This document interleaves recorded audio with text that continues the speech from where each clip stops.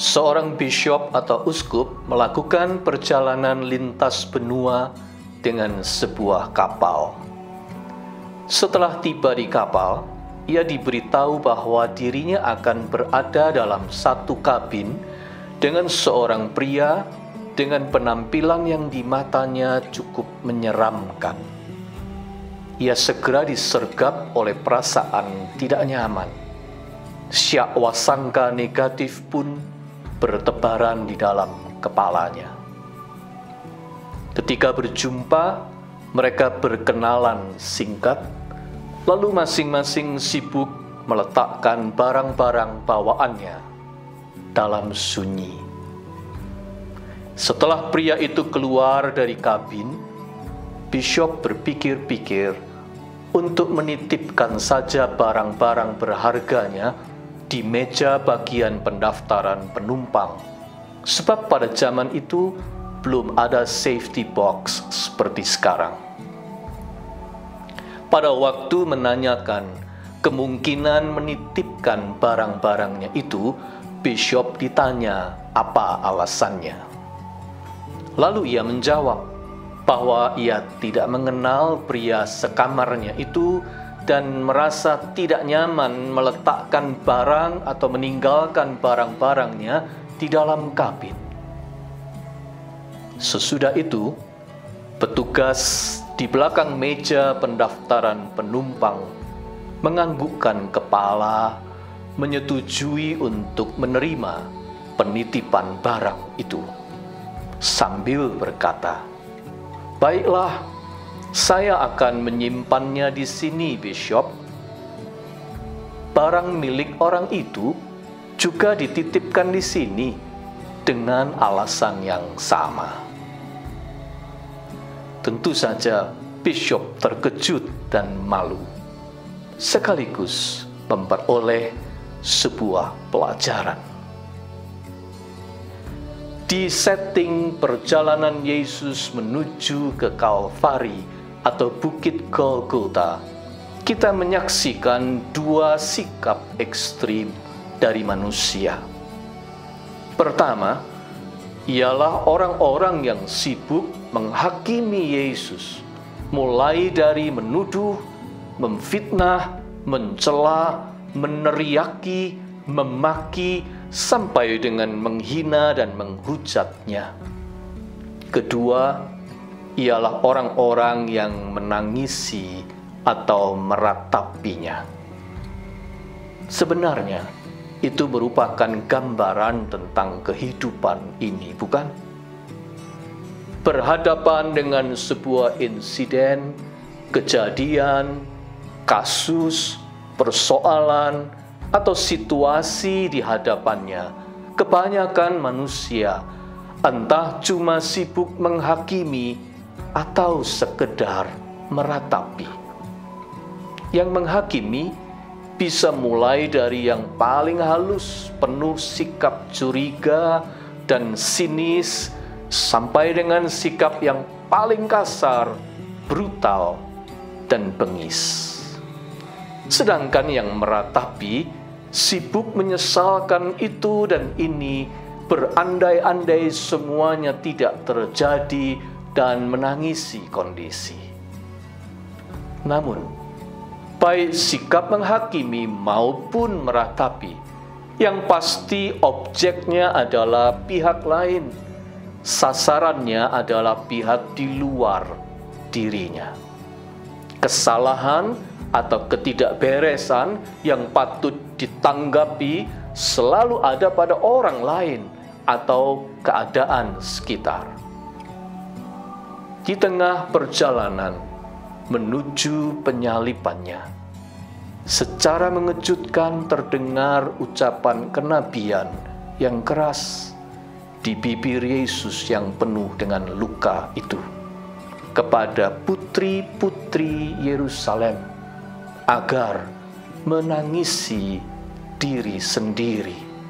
Lukas 23 ayat 28. Don't cry for me, cry for yourselves. Sejujurnya, Yesus benar. Itulah sikap yang langka dalam menghadapi apapun. Menangisi diri sendiri, koreksi diri, introspeksi.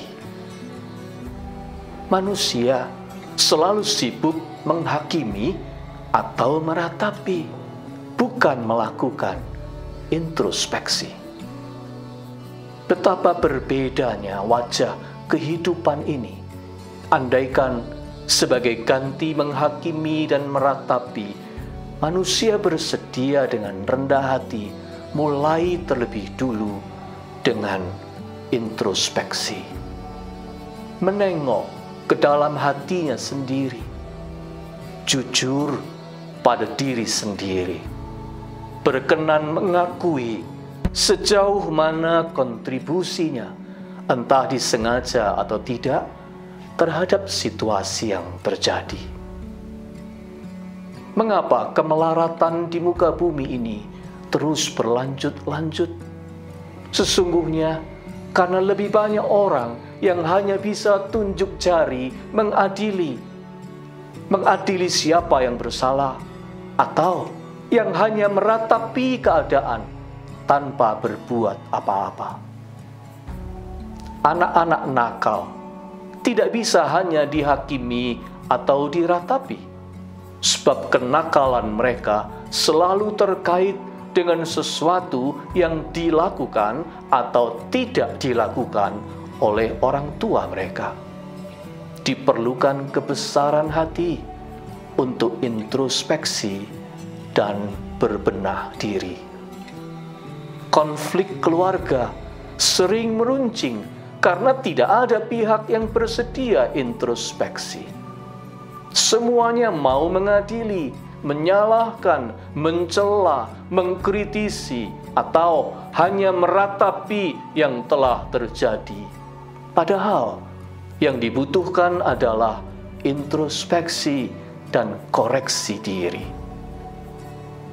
Manakala menyaksikan keberhasilan atau keberuntungan orang lain, bukannya introspeksi dan belajar berbenah diri, banyak orang cuma melampiaskan kejengkelan atau kemarahan dengan tindakan justru mengkambing hitamkan pihak yang sebenarnya tak punya kesalahan apa-apa.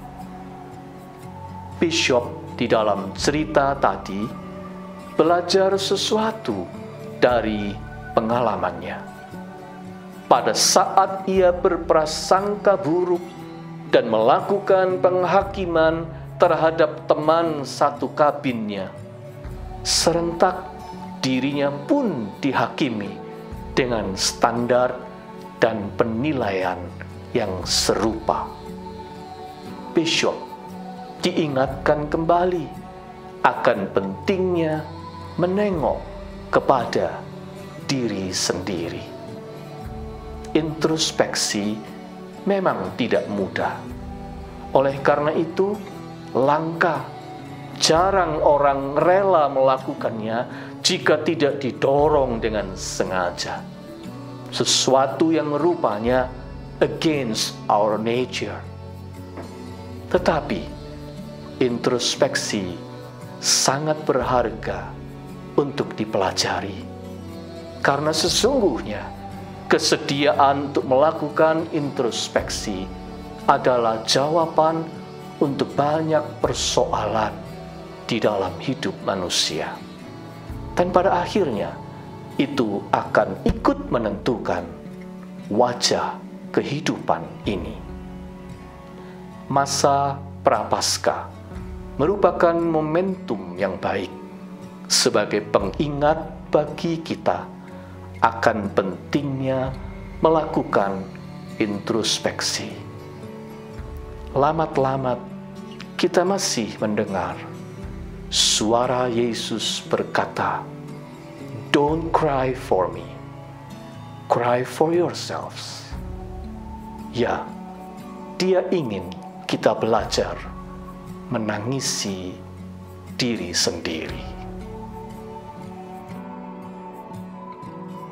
Kecenderungan kami adalah melihat kuman di lautan seberang atau sebutir debu di mata orang. Menganggap masalah selalu bersumber dari luar, yang bobrok adalah keadaan sekitar. Bimbinglah kami Tuhan, untuk mengenal jalan menuju perubahan yang justru dimulai dari diri kami sendiri. Tegapkan langkah kami di jalan disiplin untuk menilik ke kedalaman hati, berani melakukan introspeksi, jujur membedah kepentingan dan motivasi, menangisi kebebalan diri, dan menyesali kesalahan sendiri. Kiranya Roh-Mu Tuhan mengaruniai kami pembaruan hati. Amin.